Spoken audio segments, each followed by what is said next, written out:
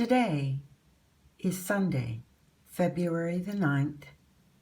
I am Julie Hankinson, and I would like to follow up on a previous post I made about the impact that the coronavirus will have on our global supply chain, the economic impact that it will have. I previously based my numbers of approximately $2 billion on the impact from the SARS virus when there was a economic hit, but then there was a dramatic bounce back in the next quarter. However, that was back whenever China only had a 4% global GDP. Now China has a 16% global GDP. And I'm looking at this and looking at the supply chains collapsing due to the coronavirus. And we are not at the peak of this crisis. It is just beginning. And China has closed down the factories, rightly so, to save lives and to try and get a control on this virus, which is sweeping its country and having such a major impact. But we have to look at the broader impact, how this is going to impact global supply chains, because China already has made declarations of force majeure on contracts. It is saying we cannot honor these contracts because of the impact of the global crisis. And I was watching Bloomberg's markets this morning, and they're saying, rightly so, there's been extremely little reaction in the markets. Some ups and downs, but nothing major, because they believe, and I believe also, that the difference is, like I was basing everything based on the SARS virus, and this is totally different. This is totally disrupting our supply chain. And I was over watching Christian at Ice Age Farmer, and he also had a very insightful series of articles on the pharmaceutical ingredients, the active pharmaceutical ingredients that China supplies to the world. The fact is that they supply 80% of the active pharmaceutical ingredients to the world. Now, this supply chain is currently broken. And yes, I believe that we do currently have some ingredients, and we can continue to manufacture for a limited time. But as an example, already the auto industries, which rely on just-in-time parts from China, specifically from the Wuhan area, are having to shut down or anticipate shutting down because they know that they will not be getting the parts that they need to build the automobiles that they had projected. So there is going to be a trickle-down effect, not only in autos, and of course the collapse of the tourism industry, and the goodness gracious, the cruise lines are just being devastated. I can't imagine the economic impact that is going to have. But whenever you, as Christian pointed out, when you have 80% of the pharmaceutical ingredients and 97% of antibiotics being manufactured in China. This is going to get extremely bad, extremely fast. We are so dependent on the manufacturing going on in China that we have built our whole pharmaceutical industry around these ingredients.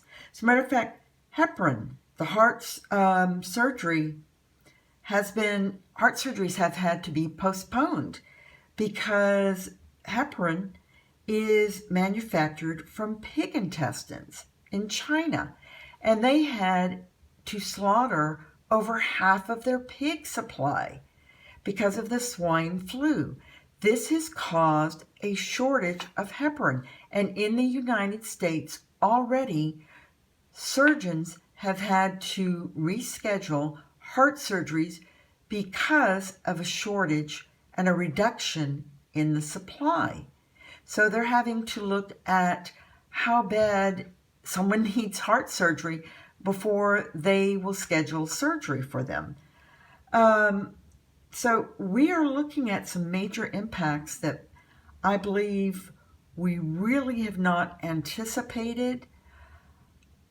The way that the coronavirus is being handled by China is to the implications for our supply chain are just monumental.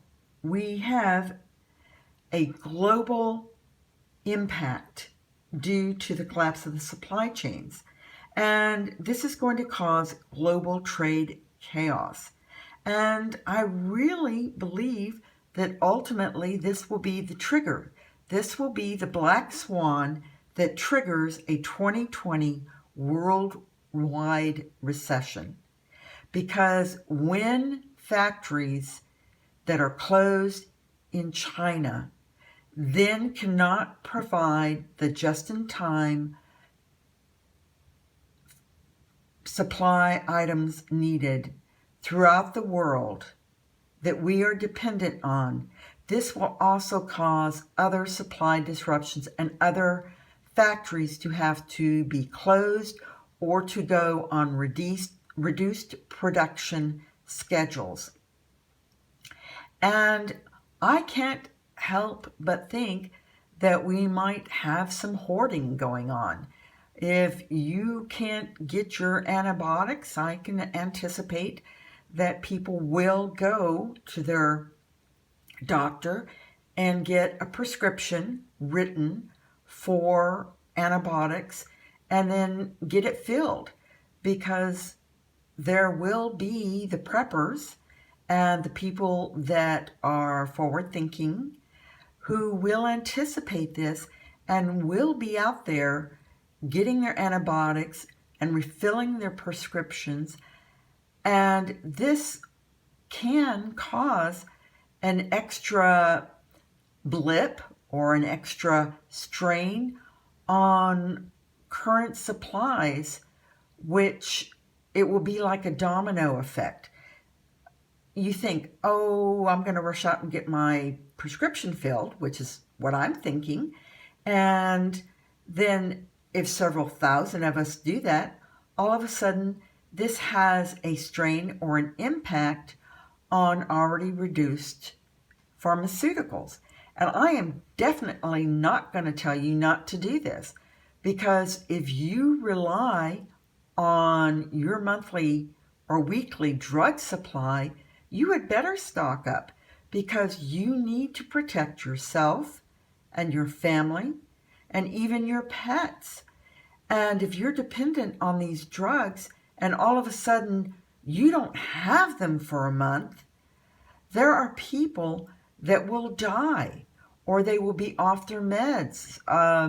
If it's treating a bipolar condition or some sort of mental illness, these people will be in agony because they do not have the medical pharmaceuticals to treat their condition. People with diabetes, if they don't have their insulin, they can go into a diabetic shock or a coma. This is just so far-reaching, and I truly do not believe that we have planned well enough for this situation in the US, in Australia, even UK. They are already not exporting several of their drugs because they're anticipating shortages. So I really am thinking about this tonight, and really, even with the thoughts of the domino effect, I would seriously encourage people to make sure that their prescriptions are filled and that they have adequate supplies of the items they need on hand, because we will continue to see disruption in the supply chain as the situation worsens in China. Thank you. Please consider and be prepared, and please like and subscribe to stay posted.